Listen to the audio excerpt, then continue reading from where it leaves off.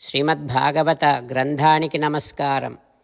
నిగమకల్పతరోర్గళితం ఫలం సుఖముఖాదమృతద్రవ సంయుతం పిబత భాగవతం రసమాలయం ముహురహో రసికా భువి భావుకాః. శ్రీసుఖయోగీంద్రుల వారికి నమస్కారం. యం ప్రవ్రజంతమనుపేతమపేతకృత్యం ద్వైపాయనో విరహకాతర ఆజుహావ పుత్రేతి తన్మయతయా తరవోభినేదుః తం సర్వభూతహృదయం మునిమానతోస్మి.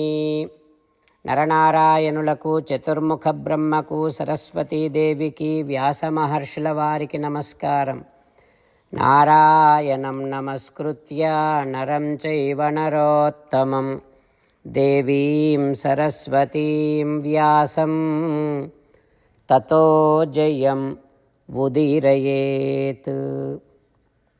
శ్రీమద్భాగవతము 5వ స్కంధములో సూతమహాముని శౌనకాది మహర్షులందరికీ ప్రవచనం చేస్తూ ఈ రకంగా చెబుతూ ఉన్నాడు.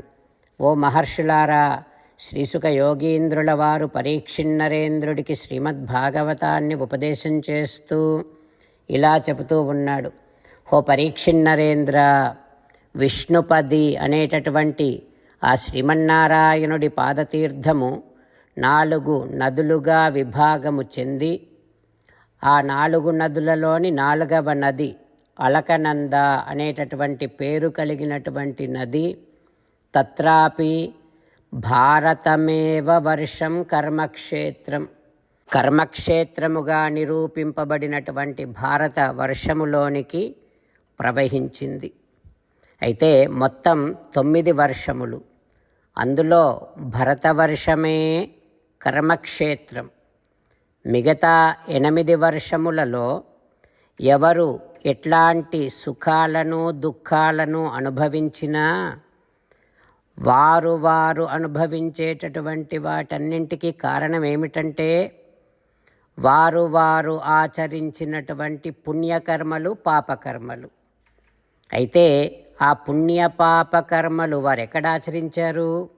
ఇదిగో ఈ భరతవర్షములో ఆచరించారు.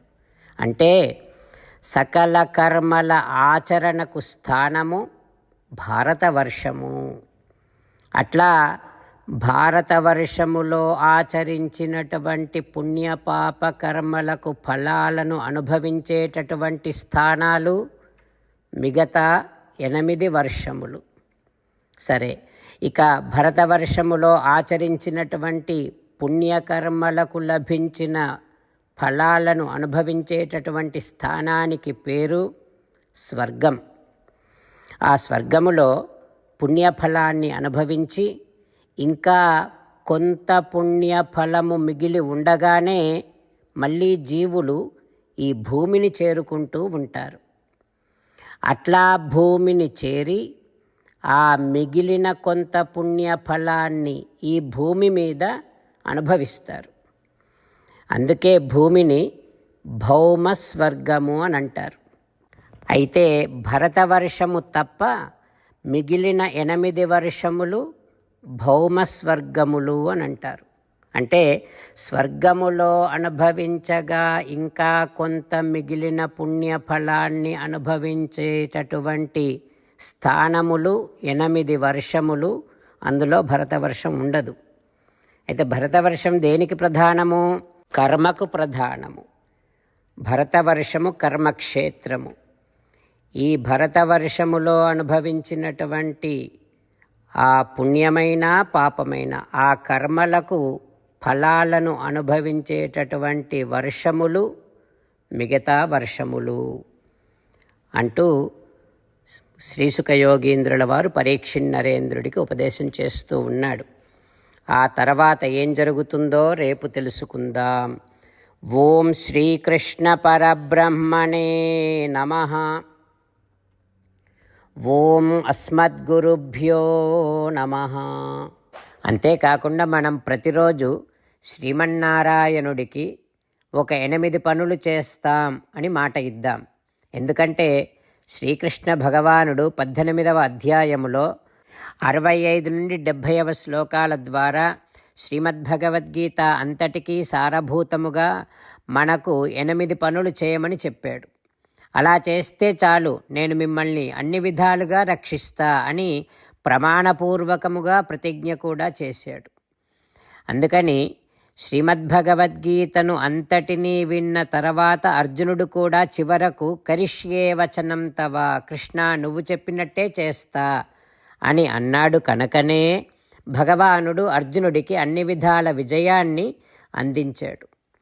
మనం కూడా ప్రతిరోజు శ్రీమన్నారాయణుడికి ఆ రకంగానే మాట ఇద్దాం. 8 పనులు చేస్తాం అని మనము మాట ఇస్తే అది అష్టాక్షరీ మహామంత్ర జపము చేసినటువంటి ఫలితాన్ని మనకు ప్రతిరోజు ఇస్తుంది. ఇట్లా మాట ఇవ్వటం కంటే గొప్ప పూజ, యజ్ఞము, తపస్సు మరొక్కటి లేనే లేదు. అందుకని నేను అంటూ ఉంటాను, మీరు మనస్సులో భావిస్తూ ఉండండి. ఈ రకంగా మనము మాట ఇస్తూ ఉంటే శ్రీకృష్ణ భగవానుడి ముఖారవిందములో కలిగేటటువంటి ఆనందాన్ని మనం ప్రతిరోజు దర్శిద్దాం, ఆస్వాదిద్దాం. జై శ్రీమన్నారాయణ. హో శ్రీమన్నారాయణ, నువ్వు చెయ్యమన్నట్టే నేను నిన్నే సంతతము ధ్యానము చేస్తూ ఉంటా. హో శ్రీమన్నారాయణ, నువ్వు చెప్పినట్టే నేను నీ భక్తుడిగానే ఉంటా. హో శ్రీమన్నారాయణ, నువ్వు చెయ్యమన్నట్టే నేను నా విధులను, కర్తవ్యాలను నీ సేవగా, నీ తృప్తి కోసమనే సక్రమంగా నిర్వర్తిస్తూ ఉంటా. హో శ్రీమన్నారాయణ, నువ్వు చెప్పినట్టే నేను నీవాడిని అనే మహావిశ్వాసముతో నీకే నమస్కరిస్తూ ఉంటా.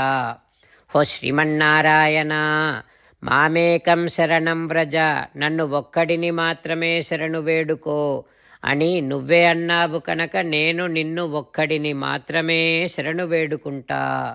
హో శ్రీమన్నారాయణ, మా శుచః, ఇక దుఃఖించకు అని నువ్వే నాకు భరోసా ఇస్తున్నావు కనుక నేను ఇక దుఃఖించను.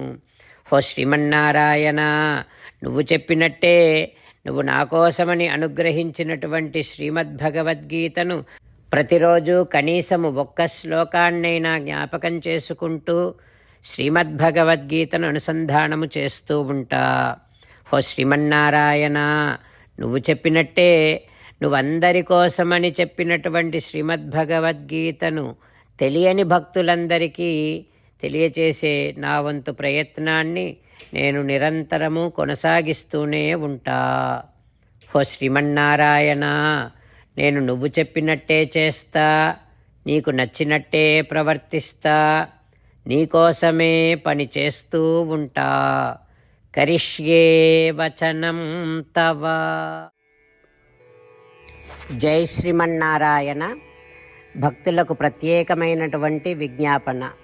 మీకు అన్ని విషయాలలో వెంటనే మంచి ఫలితాలు రావాలి అనంటే ప్రతిరోజు 1 నిమిషం వెచ్చించి నారాయణాస్త్రాన్ని చదవండి. ఇక మీకు తిరిగే ఉండదు. నారాయణాస్త్రాన్ని పొందడానికి మీరేం చేయాలంటే నారాయణాస్త్రం అనే వెబ్సైట్కి వెళ్ళి మీ పేరు, మీ ఈమెయిల్ ఇస్తే మీ ఈమెయిల్కి నారాయణాస్త్రం PDF వస్తుంది. అందులో ఒక రామాయణ శ్లోకం, ఒక గీతా శ్లోకం, ఒక విష్ణునామం ఉంటాయి. ఆ 3ంటిని కలిపి నారాయణాస్త్రం అంటాం. ప్రతి ఒక్కరికి వేరువేరు శ్లోకాలను ఇస్తున్నాం. ఆ రకంగా ఎవరి శ్లోకాన్ని వారు ప్రతిరోజు తప్పనిసరిగా చదవటం వలన ప్రతిరోజు ప్రతి 24,000 భక్తులతో ఒకసారి సంపూర్ణ రామాయణ పారాయణ, 33 సార్లు శ్రీమద్భగవద్గీత పారాయణ, 24 సార్లు శ్రీ విష్ణు సహస్రనామ స్తోత్ర పారాయణ జరుగుతుంది. ప్రతి ఒక్కరికి అంతటి విశేష ఫలితము ప్రతిరోజు లభిస్తుంది. అందుకని మీరు, మీ కుటుంబ సభ్యులు అందరూ ఒక్కొక్కరు ఒక్కొక్క నారాయణాస్త్రాన్ని వెంటనే పొందండి. జై శ్రీమన్నారాయణ.